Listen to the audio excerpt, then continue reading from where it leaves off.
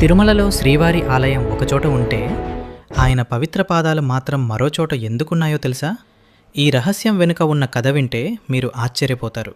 తిరుమల కొండపై ఉన్న శ్రీవారి పాదాలు నారాయణగిరి కొండపై ఉన్నాయి. పురాణాల ప్రకారం వైకుంఠం నుంచి భూలోకానికి వచ్చిన శ్రీనివాసుడు మొదట తన పాదాలను నారాయణగిరిపై మోపి అక్కడి నుంచి ప్రస్తుతం ఉన్న ఆనంద నిలయానికి చేరుకున్నాడని చెబుతారు. అందుకే ఆ ప్రదేశంలో స్వామివారి పాదముద్రలను ప్రతిష్ఠించారు. మరో విశేషం ఏమిటంటే ఆ పాదాలున్న ప్రదేశం నుంచి చూస్తే మొత్తం తిరుమల ఆలయం కనిపిస్తుంది. కొందరు దీనిని యాదృచ్ఛికం కాదని, స్వామివారు తన క్షేత్రాన్ని మొదట అక్కడి నుంచే దర్శించారని నమ్ముతారు. అందుకే భక్తులు తిరుమల దర్శనానికి తర్వాత అక్కడికి వెళ్ళి నమస్కరిస్తారు. పాదాల వద్ద ఉండే రాతి పాదముద్రలకు ప్రతిరోజు ప్రత్యేక పూజలు నిర్వహిస్తారు. భక్తుల విశ్వాసం ప్రకారం శ్రీవారి ఆలయ దర్శనంతో పాటు పాదాల దర్శనం కూడా చేస్తే